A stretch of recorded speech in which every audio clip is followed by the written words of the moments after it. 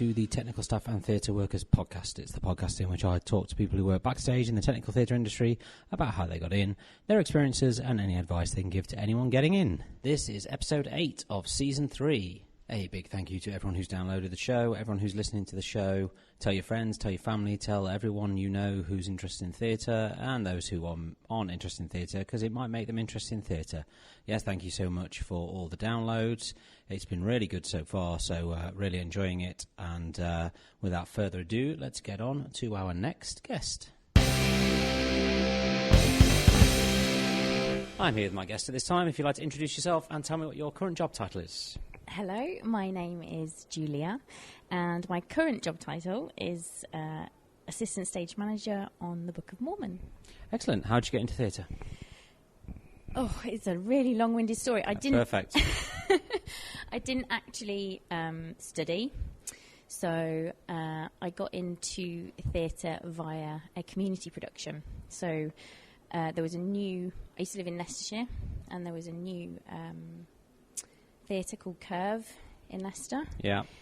And it was kind of plugging a lot of community productions. Anyway, so I went and signed up for that, really, and got onto the stage management team there. Basically, kind of went from there, really. I just got to know everyone while I was working on the show. I was actually doing just a 9-to-5 job at the time, so I was very much a normal human being. What were you doing? Oh, God, I was working as a training coordinator. Oh, that's not bad. In an IT training company, which is deathly boring. So, yeah, I had a desk job for about 6 or 7 years before I actually started in theatre. I guess I got into it quite late. I think I was about 26. Right. And I did study it at school at GCSE, so and A-level as well. So, What, theatre? So I studied drama at GCSE and theatre studies at A-level. Wow. So Theatre studies wasn't a thing when I did A-levels. Really? No. Did you not have an option to do? No, there was no theatre studies at all. Did you study? Did I study? Did you go to uni? I did go to uni, yeah. Okay. Which you would know because you've listened to my interview on the podcast. Oh, did you interview yourself? Well, no, somebody else interviewed me, but yeah. Okay, yes, I definitely listened to that. Okay. So did you train where else? What was your first job in theatre that you got paid for? Oh, crikey. So, again, it was at Curve Theatre.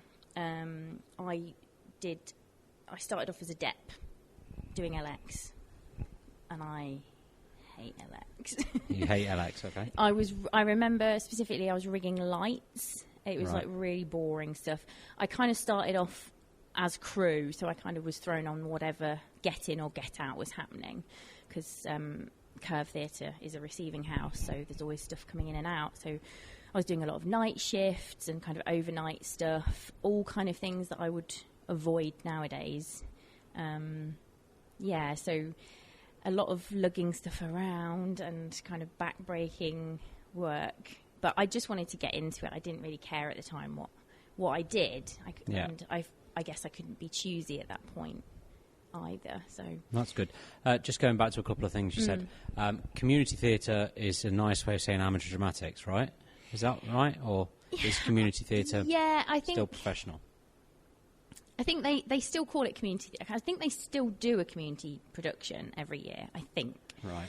And I did a few of their community shows, but I think the idea that they wanted to put across for Curve is to do a professional production with voluntary people, with a community. So their productions were really quite good for and I probably wouldn't class it as Amdram. So it's Amdram with money. Yeah, basically Amdram with a load of money thrown at it. Okay, fair enough. Yeah. And also, just for people who don't know, because this is going to people who don't necessarily know, what's a get in and a get out? Oh, okay, yeah.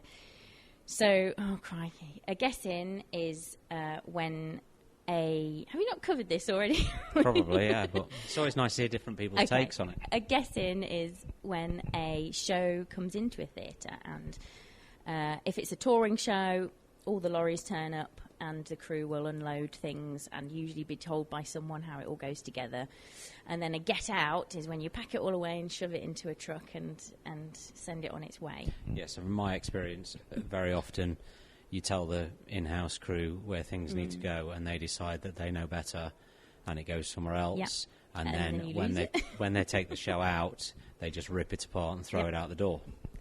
Pretty much. But not all of them do that, just some of them. I think the nice thing with Curve was, I don't know whether it's like that now because I've not been there for about 10 years, but they did a lot of in-house productions, so it was a really good training ground for me because they asked me, I kind of got to do a lot of stuff. I did a bit of stage management, I did a bit of prop making, a bit of set building, and I kind of got to learn how to do carpentry and... Sewing donkey's ears on. What? Sewing donkey's ears on. Oh, for God's sake. Did you hear about the donkey? Oh, I was there. I watched you do it. Oh, yeah, I forgot. Yeah. Yeah, I had so many visitors that day. The donkey's ears are still... I mean, they're beyond me. They are beyond my remit now. There you go. I've left them. Sorry, going back to the Curve. Yeah.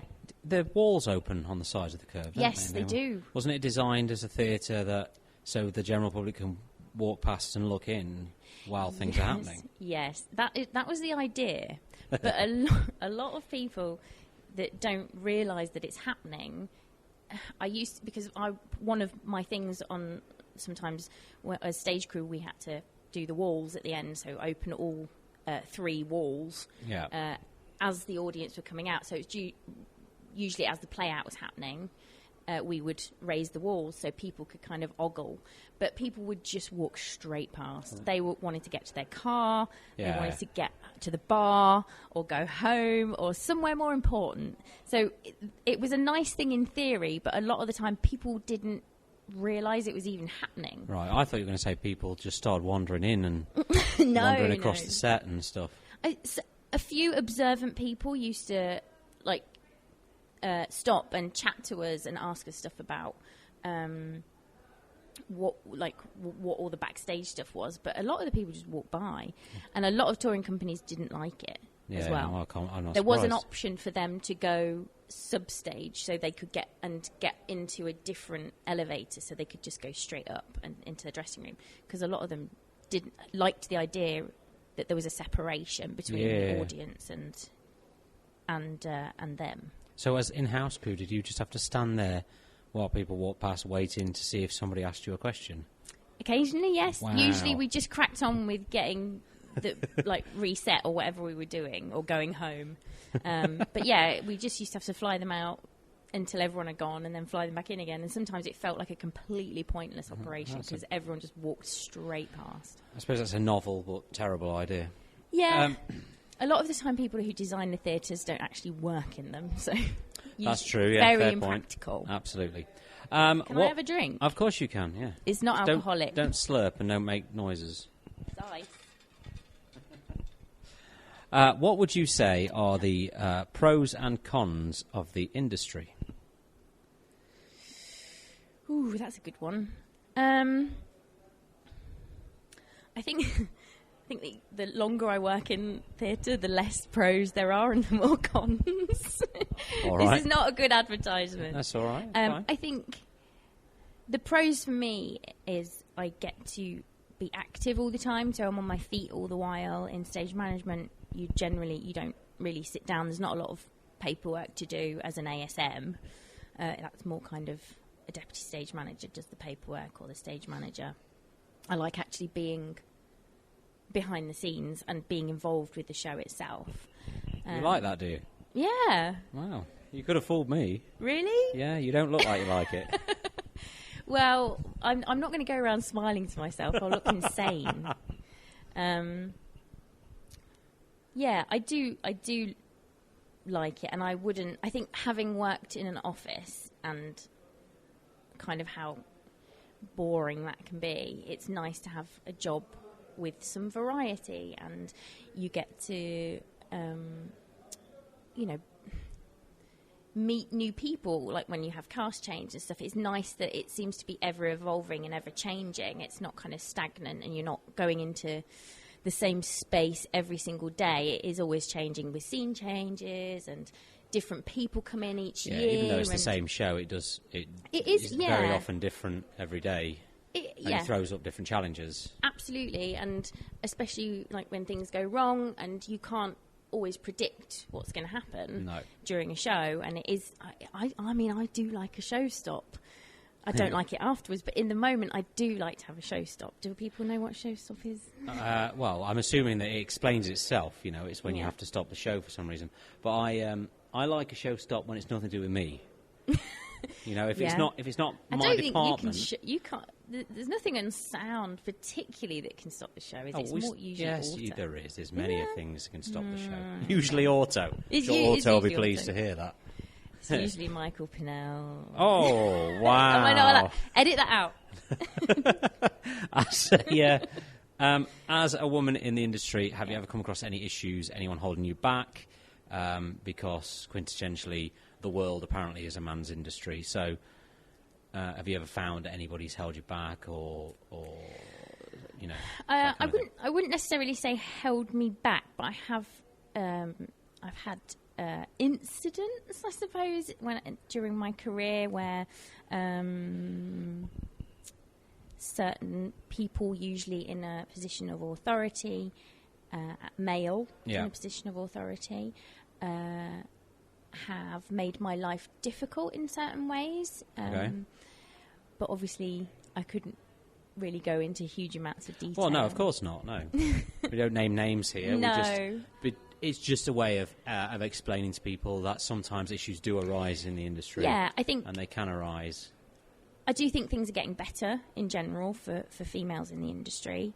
There seems to be a lot more women coming into the industry than there used to be. Definitely a lot more female crew, which is great to see. I think when I was... I think it's more earlier on in my career when I was crew... I used to get a lot of people who didn't work with me regularly. So if we got, I can't think, name, just like a humpers and lumpers that come in. Who are humpers and lumpers? You know, the guys that just come in and do get-ins and get-outs that they just hire for get-ins and get-outs. I can't think of what they're called. Oh, yeah. You know who I mean. Yeah, I know just who you mean. Just people who come in and lift things. Yeah. When I was doing those kind of things, I've had pieces of set taken off me. If I've been they've not even spoken to me, they've just come and taken it away from me, and that used to infuriate me. They were probably too scared to talk to you, though. I mean, because you're a girl, they were probably giggling. So. I don't know, because these were grown ass men. I mean, you know. Yeah. And I was a lot younger then, and I was a lot stronger then because I don't need to do all that now, but. I used to be perfectly capable of lifting things, but I used to get people take things off me all the time. Yeah. And I think I used to find that quite offensive. I was like, I can't, you know, you're basically telling me I can't do my job and you don't even know me. Yeah. But in stage management, not so much. I usually get people asking me if I'm a dresser because of the way I look.